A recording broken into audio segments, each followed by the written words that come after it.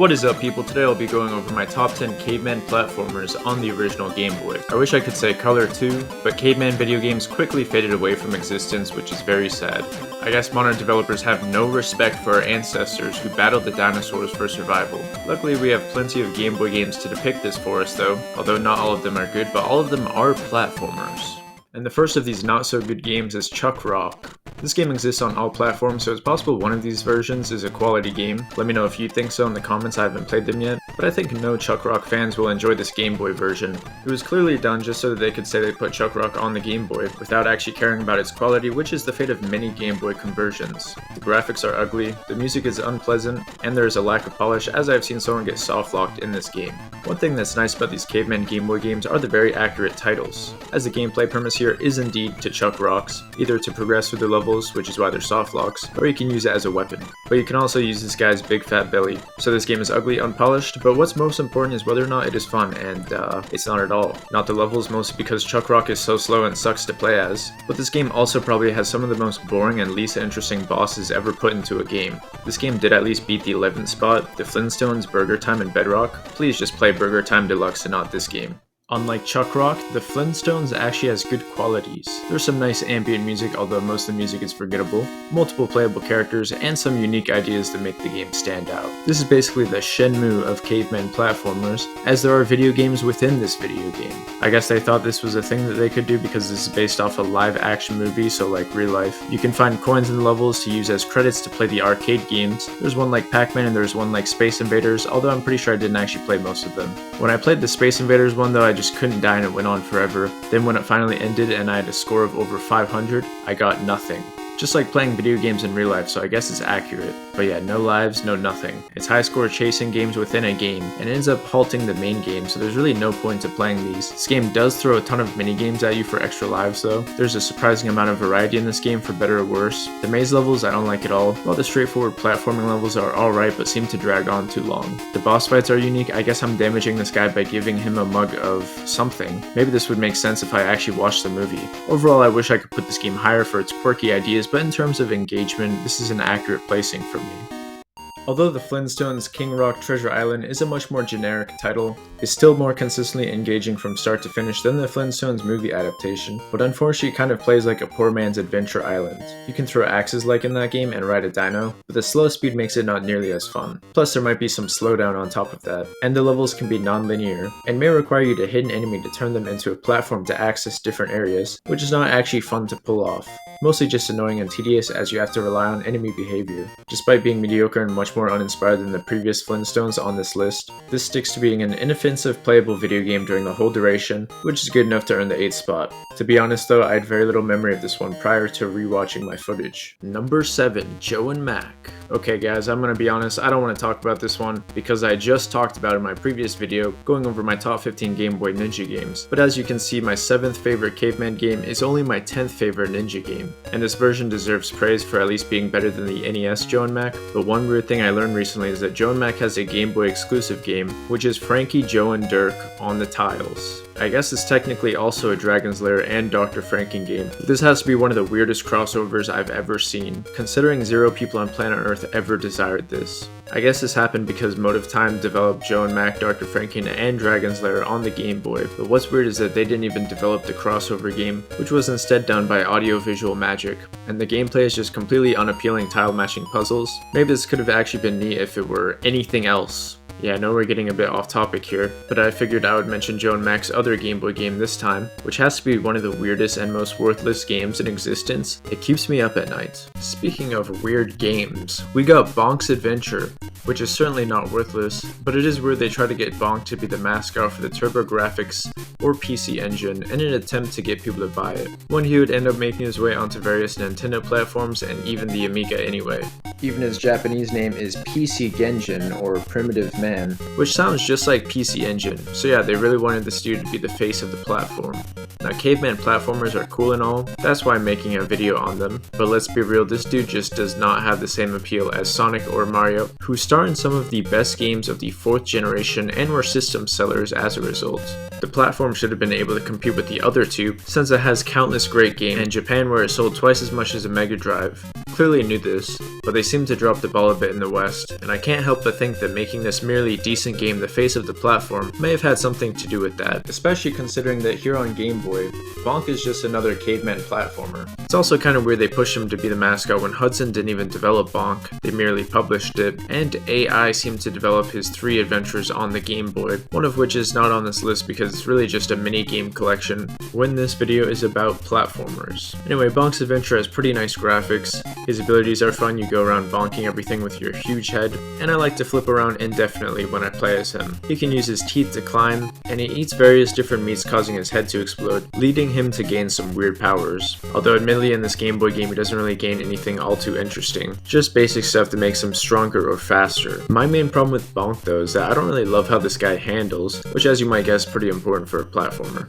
He's really slow and it's made even worse on the Game Boy with the added slowdown, but this is a pretty short and sweet game all things considered, and the first game in this video I enjoyed throughout. The sequel, Bonk's Revenge, I do like slightly more. Overall the game has more variety in its levels, it's lengthier, and he's got more weird power-ups in this one that are now chosen at random from eating meat.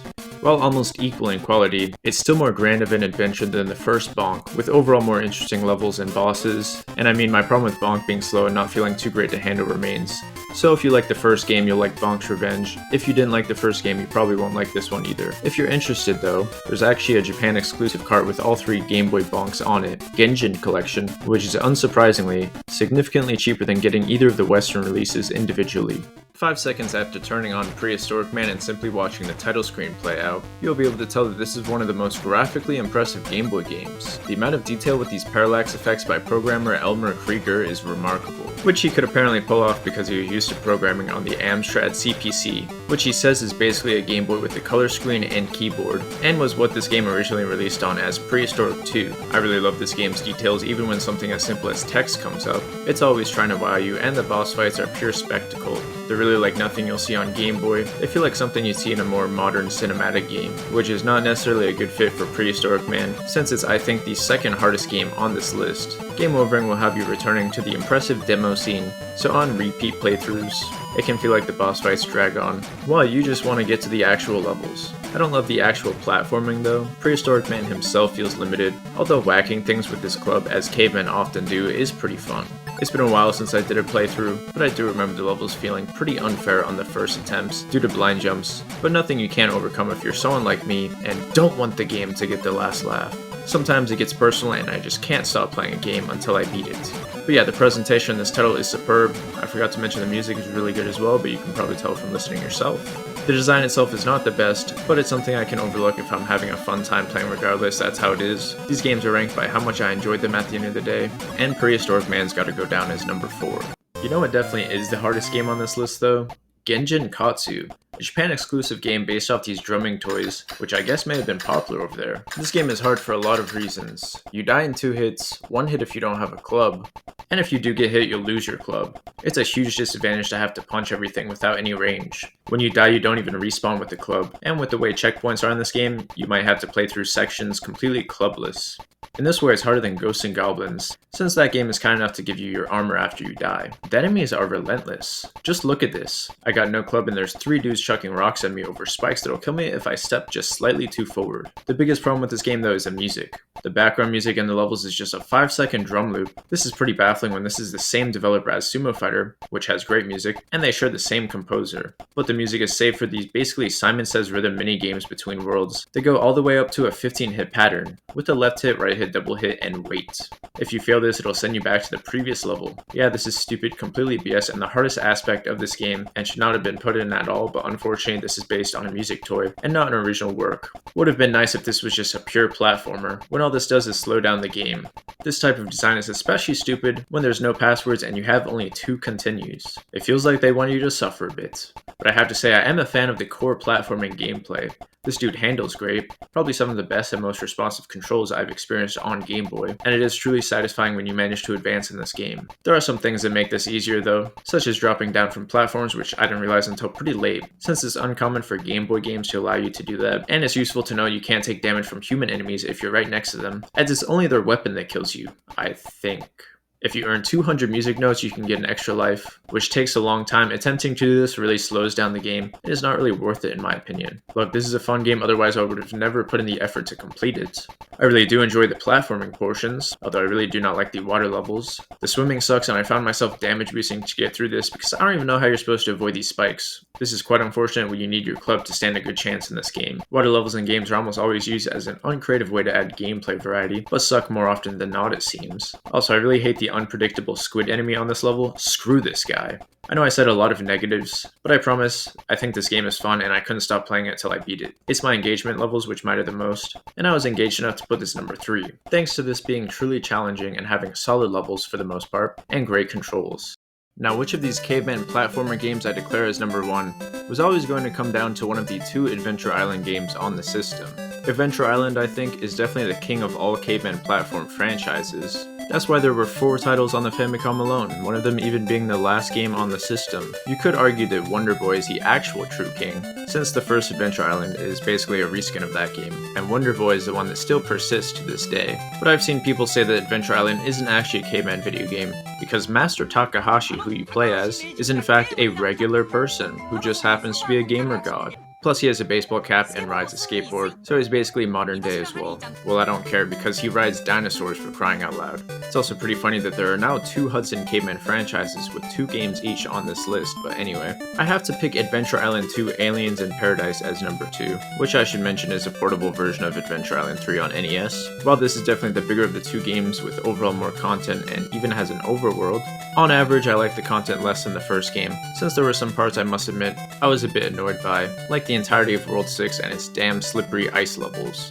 And the stupid crab boss. Well, actually the boss fights are definitely the hardest aspect of this game. They take so many damn hits causing them to drag on, while you die in just 1 hit or 2 if you have a dino. If the entirety of World 6 was removed, I think this would probably end up being number 1, but that's gotta go to the first game, Adventure Island. The character sprites in the sequel were too big for my liking, but the character sprites here were made small, which gives you a lot of room to see what's around you here on Game Boy. It feels like the sequel was a little too concerned with looking like its NES counterpart. The size of the sprite seems to be unchanged, which doesn't take into account the much reduced screen size, which is weird considering they got it right the first time. I should also mention that despite the name Adventure Island, it's actually a portable version of Adventure Island 2 on NES. Maybe that's confusing.